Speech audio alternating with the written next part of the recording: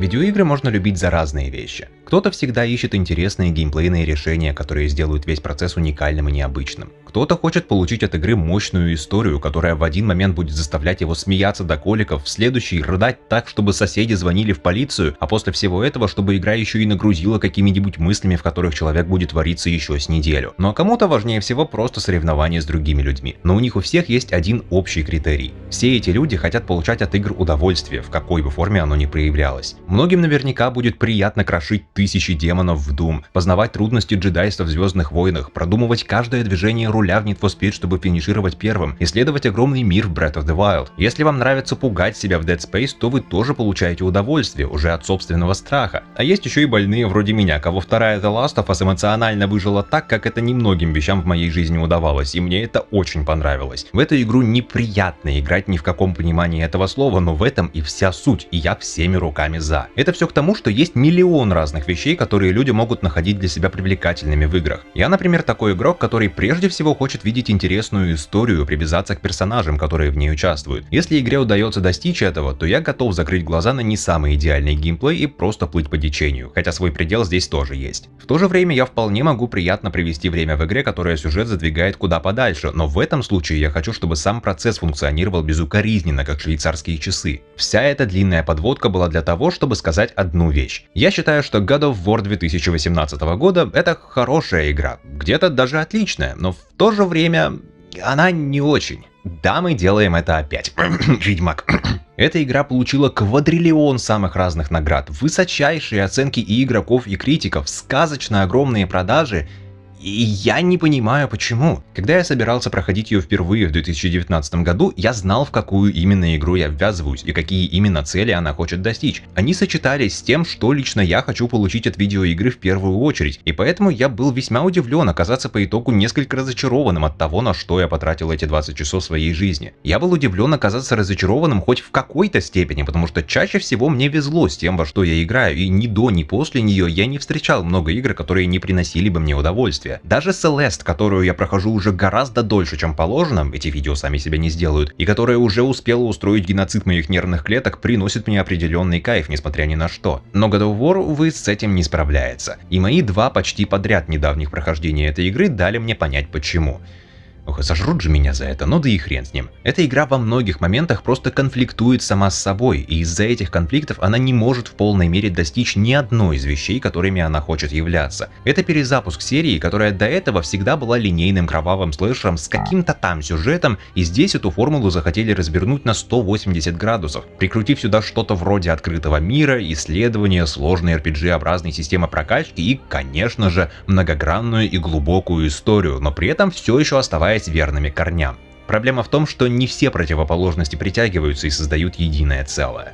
Игра начинается как вполне стандартное линейное приключение. Здесь есть режиссура, четко заданный путь, по которому вас проводят, и вам разрешается делать только то, что игра от вас просит в моменте, потому что сейчас на первом плане стоит сюжет. И завязка его вполне ожидаемая от игры с названием Dead of Boy. Ну ладно, на самом деле нет, но ее все равно знают, пожалуй, даже те, кто в пещере живут. Греческий бог войны Кратос, перебив весь свой родной пантеон, переехал на север, в Скандинавию, в поисках спокойной жизни. Там он со временем женился, у него родился сын, но в один день Фей, его жена и мать их сына Атрея умирает, а ее последним желанием было, чтобы Кратос и Атрей развеяли ее прах с самой высокой вершины в 9 мирах. Начало весьма тихое и спокойное, что намекает на то, что и вся остальная история будет, может, и не самая масштабная, но она точно будет глубокая, и она будет пытаться проникнуть вам прямо в душу. С тем, насколько художественно Кратос рубит дерево в самом первом кадре игры, насколько много внимания прямо сходу уделяется самым мелким изменениям настроения персонажей, микродвижениям, легчайшим неровностям интонаций в их речи, по-другому и быть не может. Это те самые психологические знаки, которые люди понимают подсознательно, и они всегда имеют очень сильный эффект. Поэтому с первого же появления Атрея на экране становится понятно, что отношения между ним и его отцом весьма натянутые, и не только из-за того, что оба пытаются справиться со смертью близкого, хотя это определенно имеет свое влияние. Спустя столько лет после своих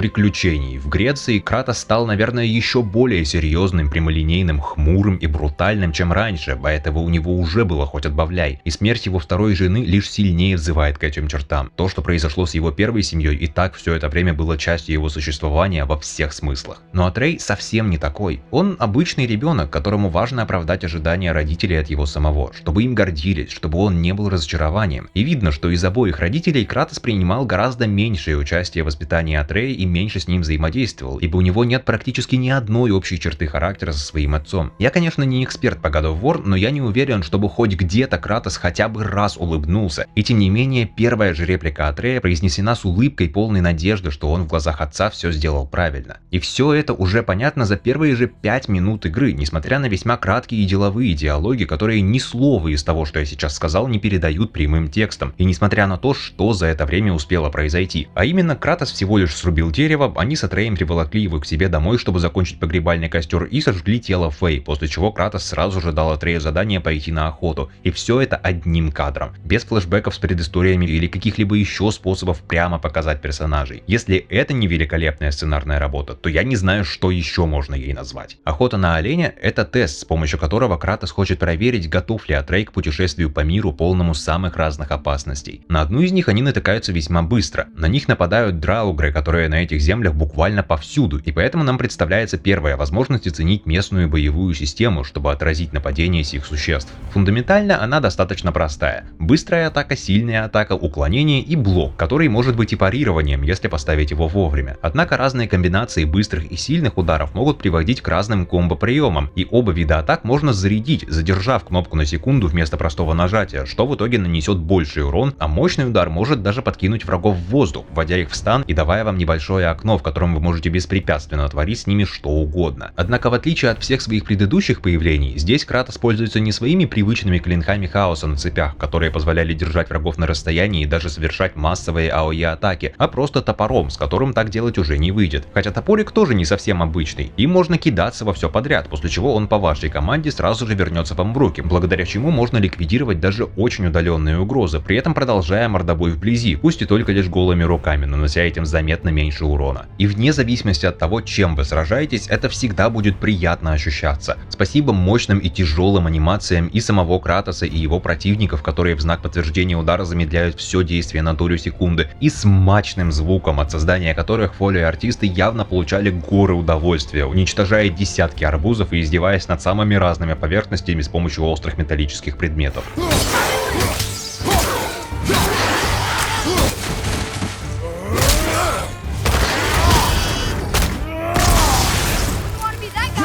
У Атрея, однако, дела не настолько хороши. Из-за своей неопытности и несосредоточенности он отпугивает оленя, на которого они охотятся. И даже когда они его настигают вновь, он не может закончить начатое, так что прервать последний вздох животинки приходится все равно отцу. Один внезапный огромный тролль, правда, лишает их добычи, резко начиная босс-файт, но даже гигантская каменная палка в его руках не спасет его от смерти. Малец вполне закономерно вспыляет на поверженное существо, чем лишь подтверждает заключение Кратоса о том, что он не готов, а это в свою очередь расстраивает его лишь сильнее. Но даже после возвращения домой приключения не заканчиваются, потому что к ним в гости наведывается татуированный незнакомец, который ищет что-то или кого-то, и он знает, что это есть у них. На требование уйти он не реагирует, и как только Кратос оказывается вынужден применить силу, этот незнакомец внезапно отвечает ему сполна, демонстрируя, что он не простой смертный. Больше того, он даже сильнее самого Кратоса, он не чувствует ничего, что спартанец пытается с ним сделать. Битва завязывается поистине масштабная, особенно когда этот некто, загнав нас в угол, с издевкой озвучивает свое желание зайти в дом ради своего поиска, чем провоцирует всю мощь ярости Кратоса, пытающегося защитить своего сына. Две высших сущности в своем стремлении одолеть друг друга в буквальном смысле сдвигают с места горы, настолько они сильны. Но Кратос незнакомцу все равно не ровня. Со временем он устает и начинает терять силы, а его оппонент как будто до сих пор и пальца не пошевельнул. Впрочем, когда таинственный мужчина оказывается у него в захвате, резкого поворота головы чужими руками хватает, хватает, чтобы остановить сражение. Побитый и обессиленный, Кратос кое-как возвращается домой. И как бы он ни считал Атрея неподготовленным, ему приходится брать сына с собой и уходить отсюда, заодно начиная свое путешествие к самой высокой вершине в Мидгарде. По дороге они само собой встретят много враждебных существ, которые будут пытаться их убить, так что Бате и его солнышку придется быть быстрее и сильнее них. Помочь с этим может руническая атака, которую осваивает Кратос. Это специальный вид ударов, который позволяет наносить особенно много урона определенного характера, будь то в виде АОЕ атаки, прицельного удара с расстояния или чего-либо еще. Временами именно рунические атаки будут спасать вам шкуру, но кулдаун не позволяет ими злоупотреблять. Не говоря уже о том, что у Атрея все еще есть его лук, из которого он может стрелять по вашему указанию. Прицеливаться им никуда не нужно, главное просто смотреть в примерном направлении врага, который вам особенно мешает, а дальше наш драгоценный мальчик уже все сделает сам. Его стрелы не только наносят урон, не очень большой, но и на мгновение вводят неприятелей в стан, позволяя вам воспользоваться моментом и пробить блок, прервать уклонение и нанести свой мощный удар. Это делает Атрея действительно очень полезным союзником, пусть даже к нему надо немного привыкнуть, чтобы не забывать о его существовании. Но как привыкнете, без него уже никуда. И опять же, во избежание абьюза, запас стрел у него совсем небольшой и восполняется через кулдаун. Однако его помощью не всегда можно воспользоваться. В один момент на двоих нападают бандиты, и Кратос, пытаясь уберечь Атрея от необходимости убить другого человека, приказывает ему не вмешиваться. Только пока он сам месяца с группой недоброжелателей и смотрит только в одну сторону, на сына, пока он не видит, нападает другой бандит, и Атрею все же приходится пустить в дело свой нож. Пусть даже до этого Кратос наставлял ему, что не надо таким людям сочувствовать и переживать на их счет, просто так резко взять и начать это делать очень сложно, особенно ребенку, и это убийство, конечно же, шокирует Атрея. Впервые строгость Кратоса уходит на второй план, потому что его сыну сейчас больше всего нужна его поддержка, и черт возьми, он ее предоставит, даже если он не очень в этом хорош. Окончательно успокоить Атрея помогает встреча с забавным краснолюдом,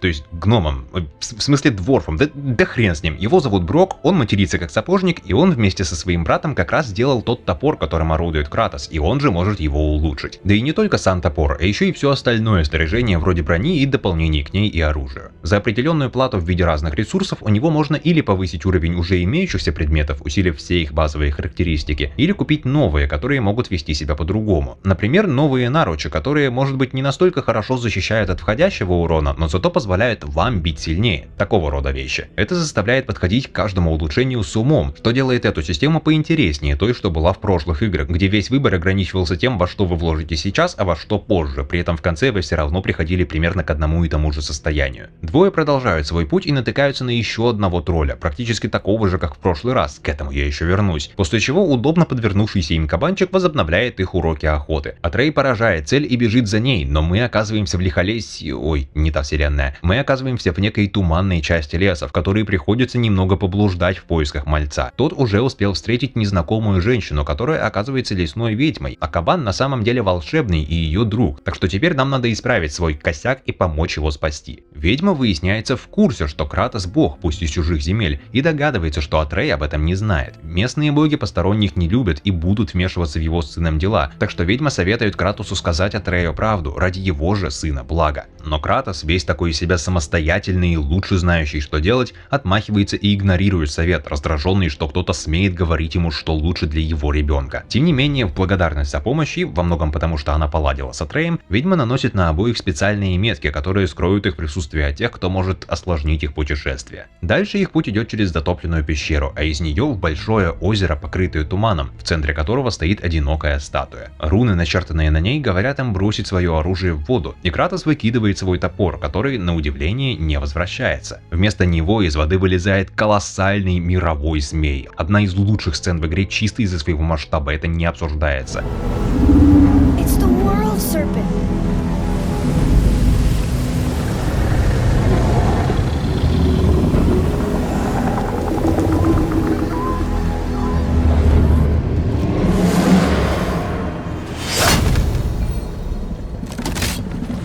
Stay calm, boy! I am! This is great!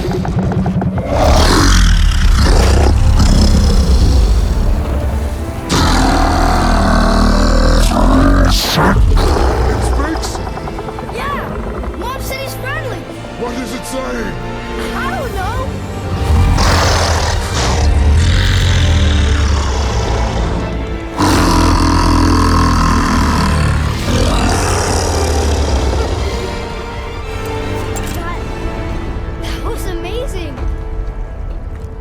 А раз гигант поднялся из воды, ее уровень опустился, и та статуя на самом деле оказалась верхушкой некоего древнего храма, где каким-то волшебным образом уже успел обосноваться Брок. Он дает нам специальный рунный камень, ключ мирового древа, что простым языком означает доступ к функции фаст-тревела, что звучит несколько подозрительно в линейной игре, ну да и ладно пока что. С этим камешком мы продолжаем свой путь дорогу и почти сразу же натыкаемся на Синдри, брата Брока. Пусть даже с виду так и не скажешь, ибо он не грубит, он вежливый, изящный и не синий. Boy, На полпути к вершине, однако, Кратос и Атрей упираются в тупик. Путь им преграждает некая магическая субстанция под названием Черное Дыхание, пройти через которую они никак не могут. Но внезапно объявившаяся рядом ведьма говорит, что способ есть. Нужно всего лишь сгонять в Альфхайм, в другой мир, чтобы взять там свет, который сможет этот заколдованный дым развеять. И вот примерно в этом месте у меня с игрой начинаются терки. Это первый из многих моментов в сюжете, когда мы просто начинаем охотиться за очередным магафином, который позволит нам продвинуться дальше. И не поймите неправильно, такие вещи имеют право на существование, и лично я ничего против них не имею. В конце концов, над историей какой серии я сейчас работаю, а значит, все дело в исполнении. Каждый раз, когда игра хочет отправить вас в поход за очередной штукадрюкой, которая продвинет сюжет дальше, она начинает это с весьма крупного дампа экспозиции, а потом направляет героев на достаточно длинный квест, на протяжении которого основной сюжет почти все время стоит на месте, а чуть ли не больше внимания, чем ему, игра уделяет побочным разборкам, которые происходят в месте, где мы оказались, и которые имеют практически нулевое отношение к главной истории и лишь косвенное к развитию персонажей. Вот этот же самый Альфхайм, например. Мы прибываем туда в надежде добыть свет, который поможет нам рассеять дым на горе, но внезапно оказывается, что в этом мире эльфов не все так радужно, и столб света, исходящий от храма, в котором нам нужно его заполучить, почему-то гораздо слабее, чем должен быть. Почти сразу же мы видим, что здесь идет война между темными и светлыми эльфами, в которую мы оказываемся ввязаны против нашей воли, и игра решает, что именно на этом сейчас важнее всего сфокусироваться. И одновременно с этим, что я нахожу особенно странным, она старается придерживаться реализма самой ситуации с позиции Кратоса и Атрея, которые застали конфликт в самом его разгаре и не знают, с чего он начался и что тут вообще происходит. Не знают они, не знаем и мы, что создает не самую идеальную ситуацию, когда в нас кидают какие-то куски сюжета, которые непонятно куда ведут и ведут ли вообще, а то, что нам действительно интересно, Кратос, Атрей, их отношения, их путешествия, мы видим в час по чайной ложке. В самом начале нашего пути в этом мире Атрей начинает слышать голоса, и в один момент они становятся настолько сильными, что вызывают у него мощную головную боль. Однако она быстро проходит, оба негласно решают, что теперь все в порядке, и на этом вся история заканчивается.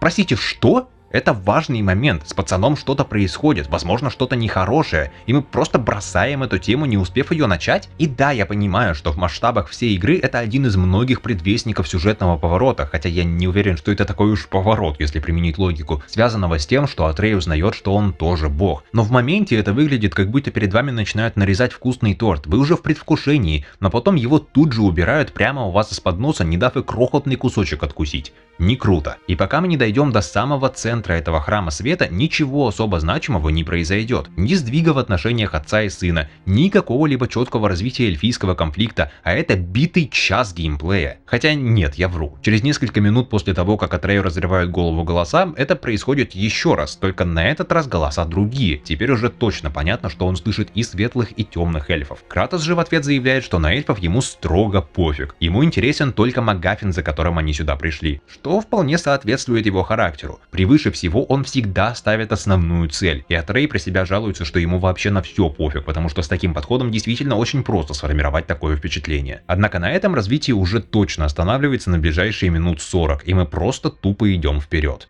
This is why no one likes you.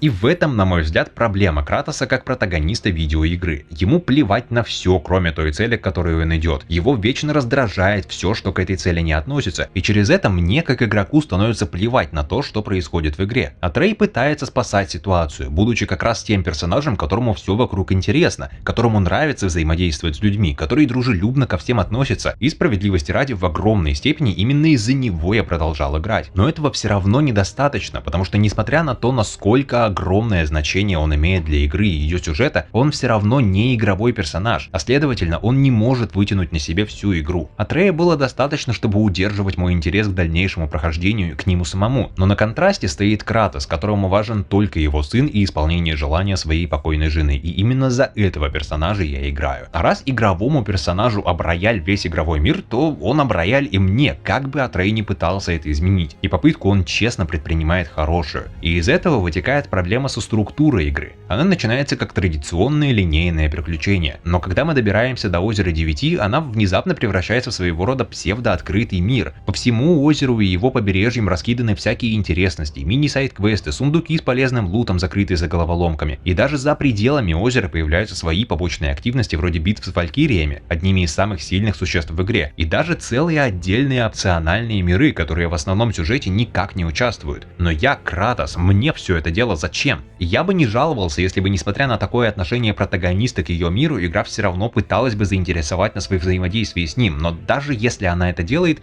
попытки выходят такие себе. Да, лор скандинавской мифологии действительно интересный, пусть и немного запутанный, но один вечер на Вики, чтобы все это устаканить в голове, был хорошим чтивом. Но взаимодействовать-то игра предлагает не совсем с ним. Первым же побочным заданием, на которое я наткнулся, был призрак чувака, который попросил нас собрать 10 то ли душ других людей, то ли еще чего-то, я уже даже не помню. Но суть в том, что это был просто самый обычный фетч-квест, у которого даже никакой интересной завязки нет. И может быть я бы даже взялся за его выполнение, если бы эта более открытая структура игры не спотыкалась так сильно о ее же собственную линейность. Несмотря на то, что вам здесь на первый взгляд разрешают идти почти куда угодно, на самом деле это одна из самых подлых и обидных обманок, что я встречал, потому что когда вы все же решаетесь куда-то пойти, то вас ставят на такие рельсы, что даже предыдущие части серии в сравнении выглядят более свободными. О чем вообще говорить, когда ни одно действие, кроме ходьбы и махания оружием, игра вам не разрешает совершить, пока на экране не появится индикатор соответствующей кнопки. Именно из-за этого God of War 2018 года обладает, пожалуй, одной из самых раздражающих механик скалолазания, что мне доводилось встречать. Вы наверняка в курсе, что когда в любой игре вас заставляют лазать по стенкам, вам будут попадаться пустые участки, которые вам нужно перепрыгивать, наклоняя стик в направлении следующего уступа и нажимая кнопку прыжка. Так делается везде, и в том числе в предыдущих частях этой серии. Однако только здесь вам нужно повернуть камеру так, чтобы следующий уступ оказался в кадре достаточно, чтобы на экране появилась подсказка кнопки. Я и так знаю, что надо мной есть за что ухватиться, и Кратос тоже это знает, он уже тянется туда руками. Но нет, мне нужно совершить вот это лишнее движение. Зачем? И вот так здесь практически совсем. Пока игра не скажет, что вы что-то можете сделать, вы можете хоть в лепешку расшибиться, но действие совершить не сможете. Это передается даже в левел дизайн, который в угоду постановки в 90% случаев стал определением коридорности даже в моментах, когда вы находитесь на открытом воздухе, что, если подумать, можно вообще расценить как достижение. И я хотел бы, чтобы это была шутка, но ведь нет. Огромную часть времени вы проводите в тщательно выстроенных коридорах шириной едва ли больше всего 3 Кратосов, и максимум свободы, что у вас есть, это еще один такой же коридорчик, но уже для более глазастых, ибо он ведет к какому-нибудь сундуку с ресурсами. В остальном же, если вдруг с убитого врага выпала вещь, которую вы хотите взять, но упала она в какую-то небольшую горку мусора или на камешке, которая всего на 15 сантиметров выше уровня земли, вы не сможете эту вещь достать, потому что отдельной кнопки прыжка здесь нет, а сама игра вам не предложит подняться на возвышенность, которая в теории вообще препятствием быть не должна. Особенно весело в этом контексте выглядит новая игра плюс, потому что она сохраняет весь ваш инвентарь, включая спойлер клинки хаоса, которые Кратос вновь берет в руки примерно в середине игры. Эти клинки, помимо обычного урона, умеют еще и поджигать всякое, и, например, некоторые сундуки и дополнительные пути закрыты волшебными кустами, которые можно только сжечь этим оружием. Кек в том, что через одну из локаций в основном сюжете мы проходим дважды, но по разным маршрутам, один из которых как раз закрыт этими кустиками. На НГ+ вы можете сжечь их сразу, но дальше игра вас все равно не пустит. И я понимаю, что она и не должна, потому что эти разные маршруты проводят персонажи и сюжет через разные события, но просто на фоне всего остального это выглядит как дополнительное масло в огонь, пусть и реальных претензий я этому не предъявляю. Чего я не могу сказать о боевой системе.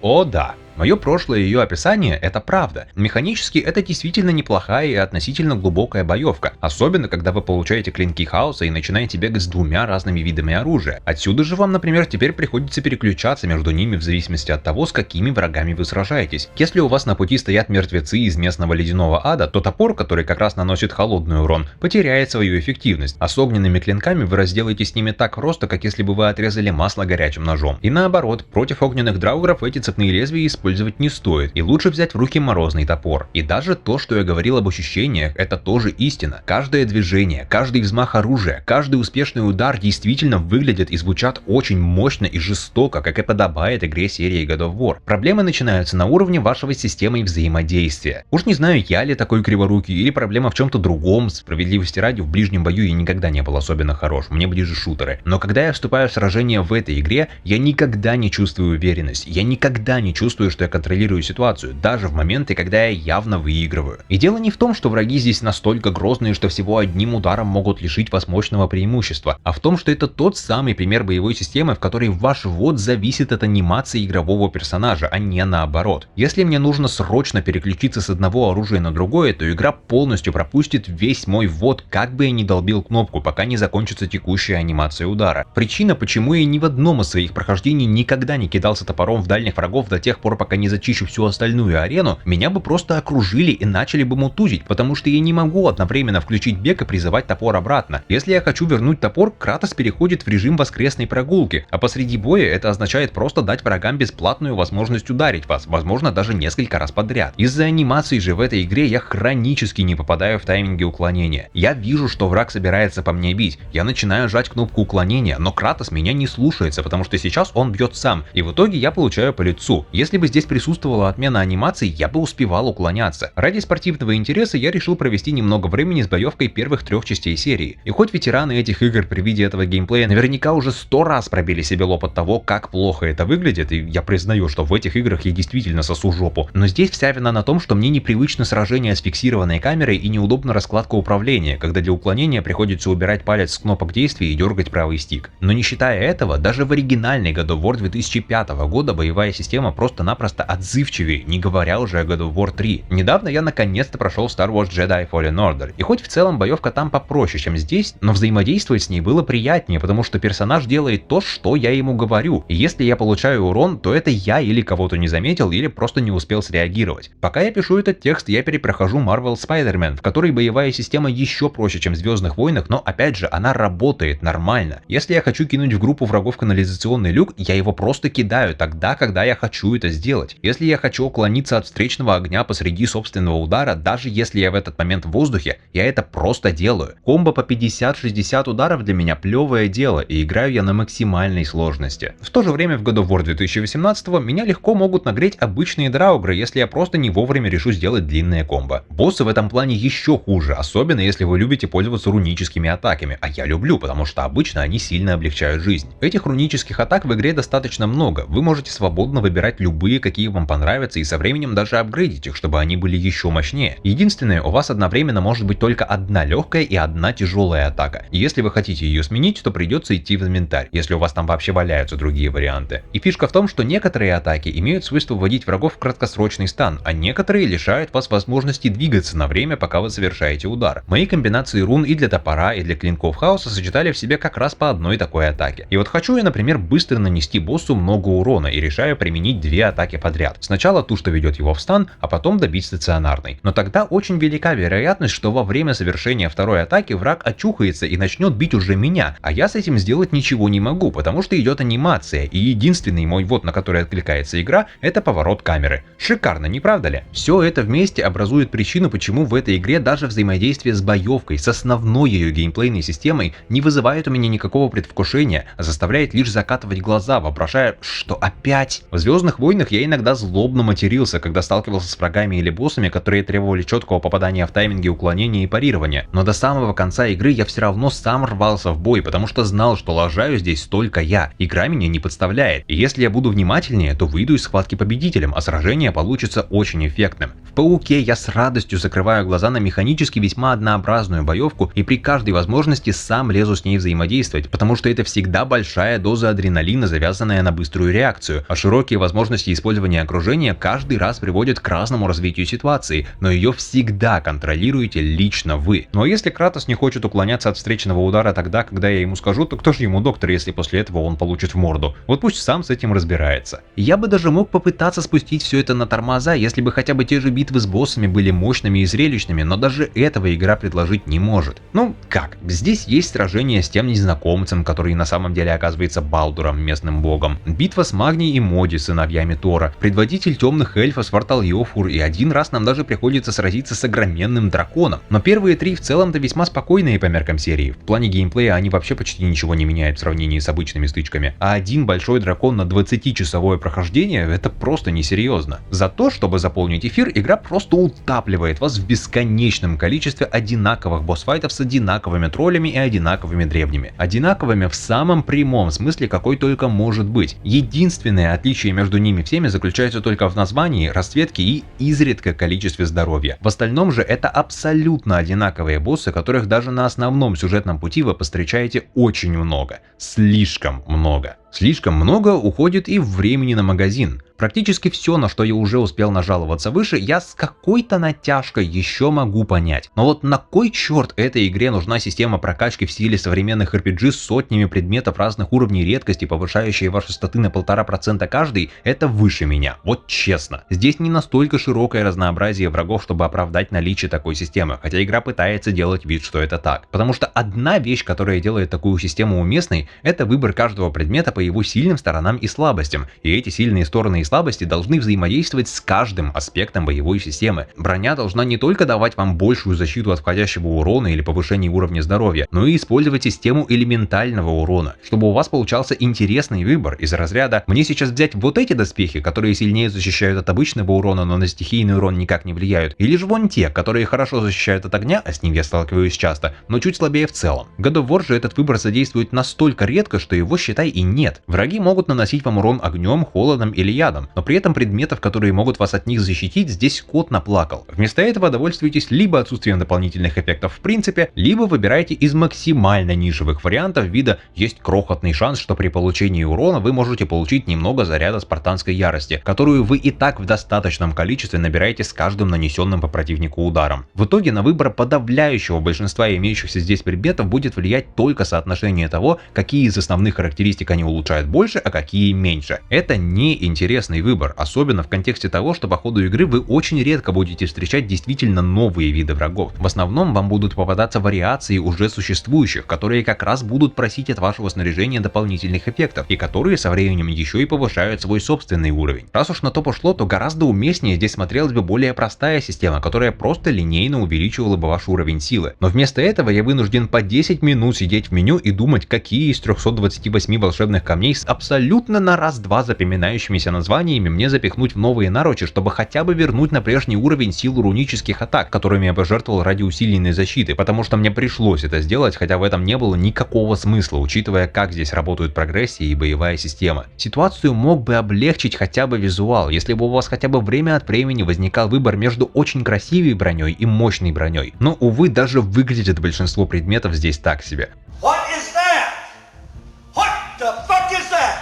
Отсутствие трансмога действительно чувствуется сильно. Самое хреновое, что все эти вещи, ну ладно, большинство, если быть совсем точным, всплывают почти одновременно, чем наносит серьезный удар по тому, как игра в целом ощущается. В самом начале, до того, как мы добираемся до озера и отправляемся в Вальфхайм, игра не грузит вас всем этим, и оттого она воспринимается гораздо целостнее и легче. Именно на этом отрезке я больше всего погружен в игру, мне наиболее приятно с ней взаимодействовать и больше всего хочется идти дальше. Но потом к формуле простого линейного экшена начинает прибавляются элементы, свойственные совершенно другому виду игр, и весь геймплей начинает диссонировать сам с собой, как будто игра сама не может определиться, в какую сторону она больше хочет повернуть. И в моих глазах это один из самых серьезных просчетов, какой может совершить любая видеоигра. Я могу понять, если геймплей может быть кривой, плохо сбалансированный или посредственно ощущающийся, но если при этом он пилит в каком-то определенном направлении и знает, чем он хочет быть, тогда можно хотя бы за этот момент зацепиться и попытаться выжать максимум из тех элементов, что работают на достижение этой цели, и в итоге получить какое-никакое удовольствие, даже несмотря на исполнение, оставляющее желать лучшего. Но если сама игра сначала пытается быть одним, потом другим, и ни одному из состояний она не отдается в полной мере, как я должен понять, чего она от меня хочет? Так и получается, что большую часть прохождения я провожу вот в такой неопределенности, которая зарубает на корню все попытки просто насладиться игрой. Я честно хотел и пытался полюбить эту игру, но я просто не могу. Но за что меня в приличном обществе уж точно сожрут с потрохами, это за то, что я скажу, что для меня ситуацию не спасает даже сюжет, хотя именно ему обычно адресуют всю шедевральность игры. Сразу же оговорюсь, что я не считаю, что история в этой игре плохая, даже не близко, и она уж точно в разы лучше, чем все, что было в серии до этого. Я могу безоговорочно ее похвалить за отлично написанные диалоги, которые на протяжении всей игры прекрасно пользуются подтекстами, и в сочетании с действительно великолепной актерской игрой всех основных персонажей очень тонко передает важные детали их характеров, не проговаривая их вам в лицо. Это действительно впечатляет. Я могу долго распинаться о том, как игра мощно использует моменты уединения, когда к нашему путешествию присоединяется Мимир и у него с Кратосом начинаются разговоры об Атрее, когда тот их не слышит. Как Кратос, очень мало говоря словами, передает все невзгоды, через которые он прошел когда-то и от которых он хочет защитить своего сына, пусть даже он чаще всего делает это невольно. И как Мимир, будучи умнейшим существом в 9 мирах и повидавший дерьма в местном пантеоне, отлично понимает проблему, с которой столкнулся спартанец, и пытается помочь ее решить, при этом стараясь вторгаться как можно меньше, потому что знает, что в конце концов разрешить ситуацию должны все равно сами Кратос и Атрей. Я могу много рассказывать о том, как круто сделаны взаимодействия между самими Кратосом и Атреем, особенно в ситуациях, которые напоминали мне мое собственное детство, и они были как будто бы архивными записями тех моментов, перенесенными в мир God of War. Как хорошо игра понимает психологию людей в целом и отношения между родителями и детьми в частности, что в общем-то неудивительно, зная, что все это частично основано на опыте гейм-директора этой игры Кори Барлога со своими детьми. Точнее, я мог бы долго обо всем этом распинаться. Однако ровно как и с геймплеем, игра решает все усложнить больше, чем надо, при этом оставив максимально простой скелет, и результатом становится история, в которой я просто не знаю, за что зацепиться. Прежде всего это касается того, как много внимания игра уделяет своей мифологии. Точнее, даже не столько в смысле количества, сколько в смысле качества. Как история, происходящая внутри настоящей скандинавской мифологии, она и должна ее освещать, устанавливать как свой мир со своими правилами, что она и делает. Другое дело, что именно в этом месте возникает конфликт подхода к режиссуре и тех историй, которые игра пытается рассказать. Помимо сюжетной линии развития отношений между Кратосом и Атреем, игра ведет еще две. Поиск самой высокой вершины в 9 мирах, потому что, естественно, она находится не в Мидгарде, как мы думали изначально, а в Йотунхайме, куда по многим причинам добраться крайне сложно.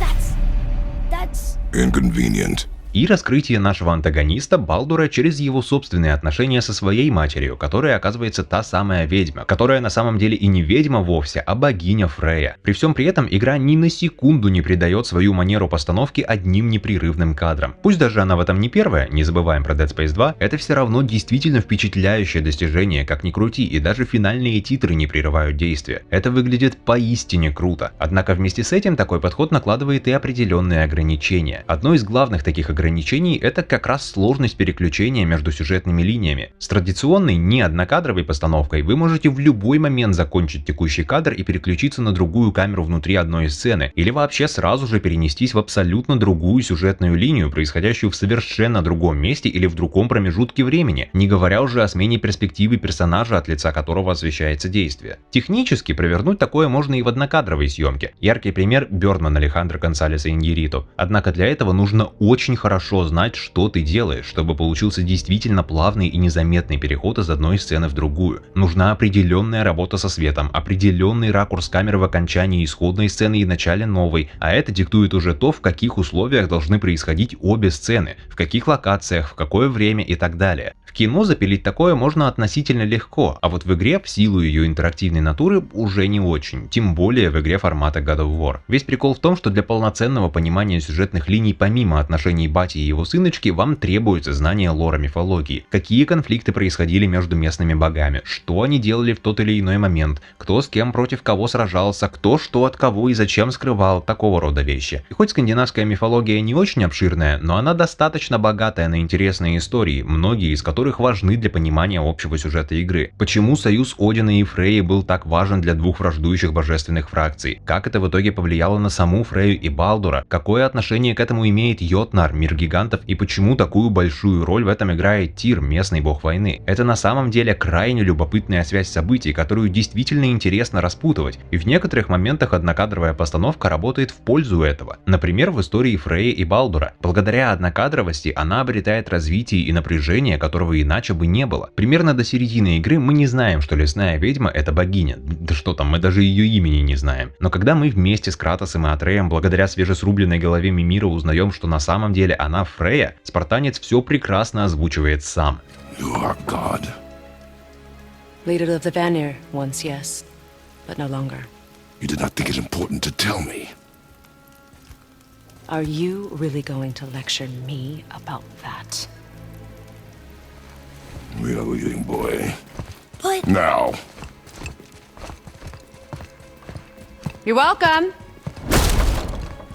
Благодаря своему опыту с божественными делами в Греции он ко всем богам относится презрительно и не без причин, что вносит напряжение в наши отношения с Фрейей. А ближе к концу оказывается, что Балдур — это ее сын. Мы и до этого знали, что у нее был ребенок, но не знали, что это именно он. И это вносит очень много ясности в поведении Фрей и мотивацию Балдура. Все их действия обретают новый смысл, и это не только становится неким сюжетным моментом Эврики, но и заставляет по-новому понять обоих персонажей. Это действительно круто. Однако эта сюжетная линия все равно относительно простая и небольшая, так что за ней просто уследить. А вот линия гигантов, Тира и поиска вершины уже гораздо масштабнее, и с ней, на мой взгляд, такой подход уже не работает. Подавляющее большинство информации о том, что происходило в прошлом и что даст нам понимание того, что делать и куда идти дальше, мы узнаем из истории Мимира, значительную часть которых он просто рассказывает по дороге. Мы можем просто куда-то плыть на лодке, а на фоне Мимир травит свои байки. И здесь проблема в том, что он может почти бесперерывно говорить минуту, 2, 3, и вся история раскрывается только через его слова. Такое происходит часто, игра далеко не короткая, я ее осилил за 23 часа, что для линейного сюжетного приключения немало. При этом вы постоянно натыкаетесь еще и на разного рода записки, которые вываливают на вас еще больше лора. И в конечном счете получается гигантское количество чисто словесной экспозиции, которую игра ожидает от вас запомнить. А на вас еще лежит задача не только пытаться различить, что из этого критично для основного сюжета, а что нет, и не только в моменте, но и в ретроспективе, но и отслеживать, что происходит в остальных сюжетных линиях. Я честно начинаю путаться во всем этом. Не помогает в этом ни отношение самого Кратоса, который не стесняется лишний раз сказать, что ему не интересны истории Мимира, или хотя бы угрюмо хмыкнуть в знак этого, ни, что еще хуже, сам геймплей, который со временем превращается в почти бездумное закликивание врагов, сражения с одинаковыми боссами и ходьбу туда-сюда, из-за которых требуется какое-то время на то, чтобы разбудить мозг ради внезапно начавшегося важного сюжетного диалога. Хотя это может быть уже чисто мой личный загон, не исключаю. В любом случае, эти истории Мимира хотя бы лучше откладывались бы в памяти, если бы они были хоть как-то визуализированы. И вот здесь палки в колеса как раз вставляет однокадровая постановка, из-за которой это очень сложно сделать, особенно посреди геймплея и особенно с учетом этой полуоткрытой структуры игры. И все эти вещи делают игру просто грузной. В том смысле, что основной сюжет здесь достаточно простой и не сильно богатый на события, но при этом между сюжетными линиями мы переключаемся относительно часто, и чаще всего это бывает лишь в форме диалогов, посредством которых выдается бешеное количество экспозиции. Геймплей серьезно подвержен репетативности и перегружен вещами, которые этой игре не нужны. И если сложить все это в единое целое, получается игра, которую сложно проходить чисто морально. Не потому, что она нагружает вас какими-то мощными мыслями, хотя это в ней есть, и при всем прочем этих моментов я от нее и жду больше всего, и в эти моменты она как раз работает как надо, а потому что огромную часть времени приходится просто ждать, когда на экране произойдет хоть что-то. И не поймите неправильно, я люблю медленно разбивающиеся истории, но только в них же, как правило, тоже что-то должно происходить время от времени, чем-то они должны удерживать ваше внимание. God of War же значительную часть своей первой половины вообще как будто сидит на месте. Она пытается развивать и менять отношения Кратоса и Атрея, но она не делает этого в достаточно значительной степени, чтобы это было интересно. Если Атрей из-за чего-то начинает злиться на отца, то это обычно быстро проходит и каких-то видимых последствий не оставляет. А когда у них все ровно, они в основном обмениваются деловыми репликами или краткими замечаниями, которые могут работать в моменте, но на общую атмосферу между ними все равно не влияют. Вероятно, поэтому я считаю, что начало последней, примерно третьей игры — это один из лучших моментов, что она может предложить. Конечно же, я имею в виду сегмент, когда Кратос, Атрей и Мимир, найдя один из магафинов, который позволит им отправиться в Йотунхайм, сталкиваются с Магни и Моди, и Атрей случайно задействует свои божественные способности, о существовании которых он сам не знал, из-за чего у него с новой силой возникает болезнь, от которой он страдает. Поэтому Кратосу приходится не только в одиночку отправиться в местный ад, чтобы достать лечение, но и отрастить себе яйца, чтобы наконец рассказать Атрею правду о том, что он тоже бог, ведь эта болезнь как раз возникает из-за внутреннего конфликта бога, который думает, что он простой смертный. Именно здесь в игре в кои-то веки что-то начинает происходить, и это что-то действительно интересное. Атрей в критическом состоянии, о чем кричит даже внезапно появившийся жуткий шторм. Хелхайм, местный ад, место безумно холодное, и топор Кратоса там ему ничем не поможет. Так что ему приходится вернуться домой и, прогоняя прочь все свои призраки прошлого, снова взять в руки клинки хаоса, которые он клялся больше никогда не трогать из-за того, каким монстром они помогли ему стать когда-то. Вот настолько ситуация тяжелая. Вот здесь все мое внимание наконец приковано к экрану, потому что я не могу допустить смерти Атрея, как не может ни Кратос, ни Фрея, к которой он пришел за помощью, даже несмотря на свое отношение к ней как к богине, ни Мимир, который уже успел с мальцом хорошо поладить, ни даже Брок, мимо которого мы проходим, чтобы попасть в ад.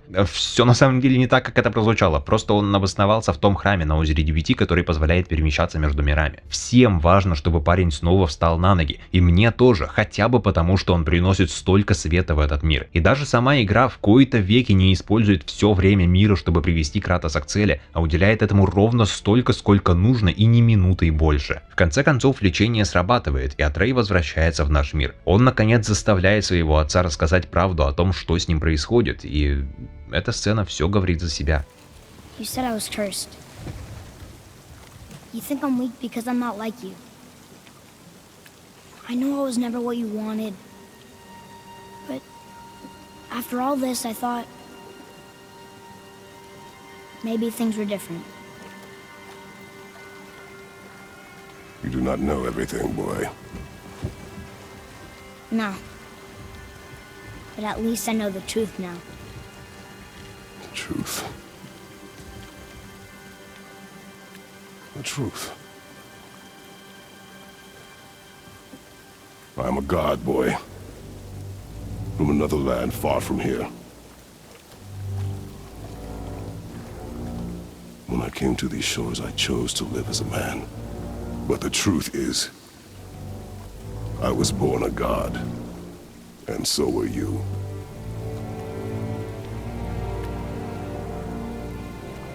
Boy, have you nothing to say? Can I turn into an animal? Can you turn into an animal? No. No, I do not think so. I'm a god. Mother knew? She was a god too? No. She was mortal, but she knew my true nature. I'm a god. Why did you wait so long to tell me?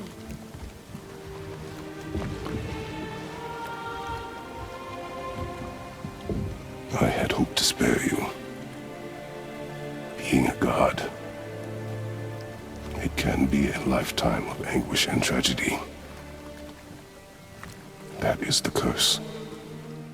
Первая реакция Атрея: он рад, что ему об этом сказали, он заинтересован в своих способностях, и он в приятном предвкушении того, что ждет его дальше, раз теперь он знает о своей истинной сущности. И Кратосу, и мне тоже любопытно, может ли он превратиться в животное или стать невидимым. Атрею еще многое предстоит узнать, но это тот путь, который хочется пройти вместе с ним. И поэтому же я одновременно и жутко не хочу, чтобы этот сегмент игры начинался, потому что то, что следует после этой сцены признания, это, пожалуй, самая неоднозначная вещь, которая для меня вообще существует в этой игре. Атрей начинает зазнаваться и очень быстро убеждает себя в том, что быть богом равно вседозволенности, несмотря на то, что батя уже несколько раз успевает очень серьезно поговорить о том, что это на самом деле колоссальная ответственность. Тем не менее, малой все это пропускает мимо ушей и превращается в невыносимую маленькую гадину, которую хочется просто придушить. Встреченный ими по дороге Синдри заставляет Атрея вспылить еще сильнее, мол, гном же не бог, он ниже его, так что идет он и его мелкие проблемки куда подальше. Даже свою мать, с чьим прахом они вновь поднимаются на гору, он умудряется таким образом унизить. И вот такой резкий разворот на 180 градусов как раз вызывает у меня такие двоякие ощущения. С одной стороны, я рад, потому что игра дает нам посмотреть на деградацию персонажа и соответствующие изменения его отношений с остальными на протяжении значительного отрезка времени, что раньше она делать как будто почти стеснялась, и наблюдать за этим интересно. С другой стороны, это изменение происходит настолько резко, что это, во-первых, не ощущается реалистично, а именно к этому игра стремилась всю дорогу до этого и в основном весьма успешно достигала. Потому что от детской радости до буквального хладнокровного убийства беззащитного бога едва проходит час реального времени, несмотря на наставления отца. А во-вторых, это сделано в формате, который противоречит тому, что игра делала до этого. Все эти тонкости, вроде микродвижений лица, недосказанности в репликах, намекающих интонаций и так далее, далее, которые рассказывали свои негласные истории и тем самым хотя бы понемногу, но все же двигали развитие персонажей, все это вылетает на помойку, и Атрей превращается в очень театрально выглядящего персонажа в плохом смысле, который сначала добрый, потом он получает великую силу, и она начинает его поглощать и превращать его в злодея. Мы все видели это 1000 раз, и наш малой здесь становится просто 1001, без какой-либо отличительной черты, которая выделила бы его из этой толпы. Такие же высокопарные и очевидно злодейские выпады, речи, которые здесь абсолютно не к месту. Игра знает, как сделать красиво и интересно, не прибегая к таким клише и не настолько в лоб. Так почему здесь она внезапно про это забывает? Но от того, что происходит дальше, я каждый раз просто на стену лезу. В конце концов, наша троица возвращается на вершину самой высокой горы в Мидгарде, чтобы отправиться оттуда в Йотунхайм. Кстати, спасибо игре за большое количество бэктрекинга, прям обожаю. Однако там их встречает Балдур. Он и Кратос начинают драться и в итоге ломают врата, через которые наши путешественники собирались пройти в мир гигантов. Атрея это злит, и он в порыве ярости стреляет в своего отца, но он все еще мал и слаб, не говоря уже об импульсивности, чем Балдур, который все еще здесь, и воспользовался, прихватив мальца с собой и ретировавшись на своем драконе восвояси. Само собой, Кратос спускается в погоню, чтобы спасти своего сына, и в итоге это снова приводит их всех в Хелхайм, хотя Кратосу все же удается вернуть себе Атрея, и их с Балдуром разделяет. Батя абсолютно заслуженно ругает Атрея и говорит ему, что это он виноват в том, что они оказались здесь, что тоже чистая правда, после чего они начинают искать, как отсюда выбраться. Когда на ребенка ругаются его родители, это, конечно, часто приводит к тому, что ребенок начинает думать, где и что он сделал не так. Но еще вероятнее, перед этим он сам будет какое-то время дуться на родителей, потому что признавать свою неправоту никому не хочется. Я и сам таким был. А у местного ада есть еще одно прикольное свойство. Каждую душу, которой не повезло сюда загреметь, здесь терзают видения прошлого, их грехов, проступков, болезненных моментов. Ну так вот, через пару минут после того, как наши ребята очухиваются, Атрей натыкается на видение того, как он убивает Моди. Первая же его реакция...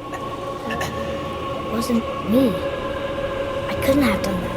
И после этого он моментально начинает вести себя как раньше. Я все понимаю, могут быть какие-то условности, но блин, игра их до этого никогда не использовала. Даже зная, как работают отношения между детьми и родителями, это, конечно, логичный виток развития, но он слишком внезапный. Вот из-за этого я так неоднозначно воспринимаю весь этот эпизод. Я рад, что он богат на события и сильно двигает персонажей вперед, но в то же время его как будто писали совершенно другие люди, которые либо не понимали, либо не принимали во внимание то, как работала вся остальная игра до этого. А может, наоборот, знали, но это просто так кажется на контрасте с остальной игрой. Хотя это вряд ли можно сказать о том человеке, у кого возникла отличная идея сделать сцену, в которой нам 10 минут приходится отбиваться от всякой нечисти, защищая корабль, на котором нам нужно выбраться из ада. Это просто верх искусственного затягивания хронометража. И ладно, даже сама сцена длится долго, так в ней вам ни на секунду нельзя расслабиться. Под конец у меня в прямом смысле пальцы болеть начинают от того, что они столько времени кряду долбят одни и те же кнопки, и то, насколько удобен и эргономичен ваш геймпад, здесь уже ни на что не влияет. И на этом месте устают от игры уже не только мои пальцы, но и вообще весь я. И это не та приятная усталость, которую вы ощущаете, когда спустя десятки часов заканчиваете пылесосить полюбившийся открытый мир, и это не то состояние, когда сюжет всю дорогу эмоционально выжимает вас как лимон и в конце оставляет вас в растерянности и наедине с собственными мыслями. Это тот случай, когда мой внутренний голос начинает кричать: «Да закончись ты уже!». Но после Хелхайма нам приходится убить еще час с лишним на то, чтобы заставить храм Тира открыть дорогу в Йотунхайм, залезть внутрь мирового змея за очередным МакГаффином, которого нам для этого не хватает, и нет, это не то, о чем вы подумали. И тут внезапно снова возникает Балдур. Очень удачно рядом и Фрейя оказалась. Злобный бог впервые за 100 лет встречает свою мать и по-прежнему не чувствует к ней ничего, кроме горящей ненависти, потому что когда-то давно она в попытке защитить его наложила заклятие, которое делает его неуязвимым для любых угроз, но вместе с этим лишает его и возможности наслаждаться жизнью и вообще чувствовать хоть что-либо. Хотя ненависть — это ведь тоже чувство.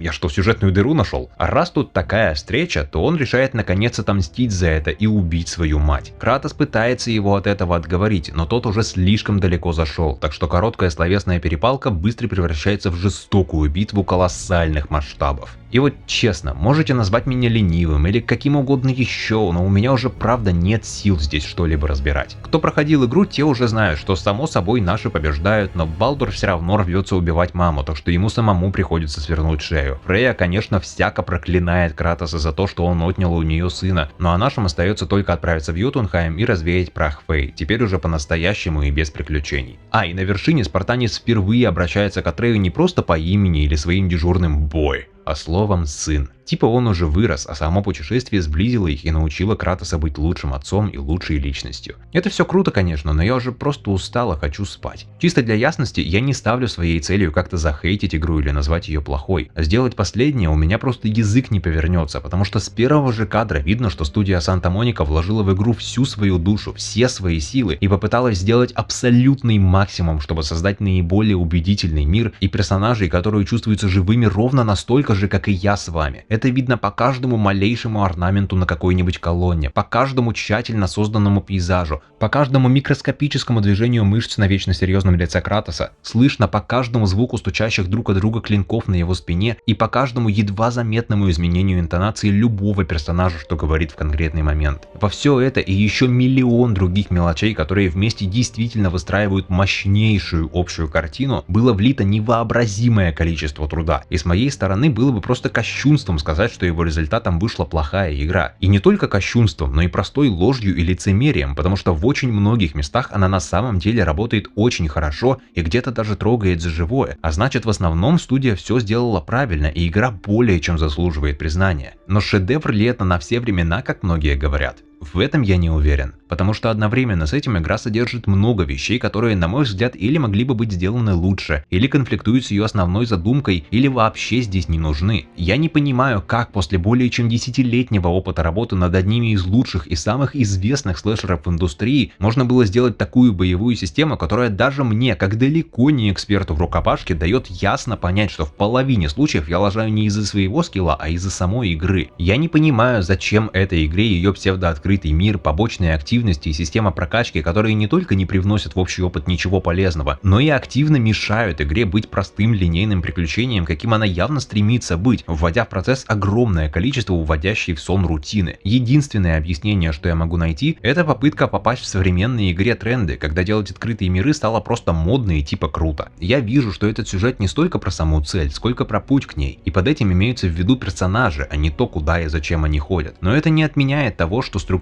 истории, при которой каждый важный момент отмечается словами «нам нужно вон туда, но у нас нет штуки, которая позволит туда пройти, поэтому сначала мы сходим за ней». Хотя отношения между основными персонажами развиваются непропорционально медленно этому, сначала начинает приедаться, а позже начинает убивать все чувство прогрессии и начинает казаться, что мы просто стоим на месте и ближе к цели не становимся, какие бы безумные в моменте вещи мы не творили. Все это вместе создает ситуацию, когда в один момент вы намертво прикованы к экрану и просто впитываете все происходящее, настолько мастерски сделан этот эпизод, а сразу после этого руки тянутся к телефону, чтобы полистать какую-нибудь ленту в Твиттере, или вас вообще начинает клонить в сон, потому что теперь опять ничего не происходит, а взаимодействовать с системами передвижения и боев просто не хочется из-за их исполнения, которое оставляет желать лучшего. И, к сожалению, второго в игре больше. И как итог, игра начинает ощущаться просто безмерно долгой. Я осилил свое прохождение за 20 с мелочи часов, с учетом моих попыток отвлекаться на побочный контент, но по ощущениям это было словно 60 часов. В финале я, конечно, был рад достигнуть вершины Йотунхайма, и мне было приятно видеть, как отец и сын в конце концов вышли на одну волну друг с другом. Но еще больше я был рад наконец-то закрыть игру и выключить PlayStation, что я об очень немногих играх могу сказать. В этом и причина того, что это видео получилось вот таким. Более сфокусированным на негативе, чем я привык, и не настолько детально аналитичным, как я привык и каким оно могло бы быть. Серьезно, если взяться разбирать все сюжетные перипетии, решения и мотивации персонажей и значения каждого изменения интонации в репликах, то здесь можно найти достаточно материала для эссе часов на 5. И зная себя, при желании я за такое, может, и взялся бы. Но я просто устал от игры, я не хочу этим заниматься. Поэтому я по большей части проскочил анализ ее хороших моментов, которые, повторюсь, здесь есть и в достатке. У меня на это просто нет сил и желания. И пытаться это из себя выдавливать я не собираюсь, потому что из этого, скорее всего, получилась бы какая-то хрень. А за 5 лет с момента выхода игры на всех возможных языковых сегментах YouTube нашлось уже 7 квадриллионов человек, которые именно в таком ключе игру и разбирают, и делают это лучше, чем смог бы я. И что важно, они в своих суждениях тоже правы. Но и молчать я тоже не мог, потому что мне есть что сказать об игре, конечно, раз тут на целый час набралось. И это в основном те вещи, которые в ее адрес звучат нечасто. И в этом, как мне кажется, лежит другая проблема, которая касается не только видеоигр, а вообще очень многих вещей в нашем обществе. Когда большинство формирует какое-то определенное мнение о предмете, выражать отличные от него мысли становится сложно, даже если обе стороны в чем-то правы. Например, Red Redfall объективно такая себе игра, которую обругали вполне заслуженно, но если найдется человек, которому она без иронии нравится и он об этом выскажется, есть вероятность, что все остальные начнут ему твердить, что он не прав. И хоть да, игра правда плохая, но у этого человека есть свои равнозначно валидные причины ее любить. С God of War примерно то же самое. О ней принято говорить как о шедевре из шедевров, что создает и определенные ожидания для тех, кто в нее еще не играл, но собирается, и повышенную чувствительность к ее критике для тех, кто уже в курсе. И вот такой газлайтинг — вещь не самая здоровая, как по мне. Я ни в коем случае не отрицаю, что это хорошая игра, но у меня есть причины, почему я не считаю ее настолько великой, как это делают многие другие. И мне хочется верить, что это не просто вкусовщина, а под ними действительно есть какой-то фундамент. Поэтому я сегодня здесь, просто уважительно этими причинами поделиться и попытаться разобраться, почему они возникли. Если вам игра нравится, то я искренне за вас рад. Не давайте какому-то чуваку из интернета разрушить ваши впечатления о ней. Но я надеюсь, что теперь вы можете чуть лучше понять тех, у кого опыт был не такой позитивный. А для себя я сию главу на этом и закрываю. В 2019 я посчитал, что God of War просто хорошая, а в 2023 убедился в этом еще раз и осознал, почему именно. Это осознание вызывает в моей голове вопросы о том, чем такое признание заслужила God of War Ragnarok, помимо очевидного факта, что это продолжение взорвавшего все возможные рейтинги и чарты хита. Но глядя со стороны на то, какой именно игрой она вышла, а именно хорошим сиквелом, который делает все то же самое, но больше и предположительно лучше, я теперь могу со спокойной душой и дальше оставаться в неведении, потому что еще раз подвергать себя такому опыту я не очень горю желанием.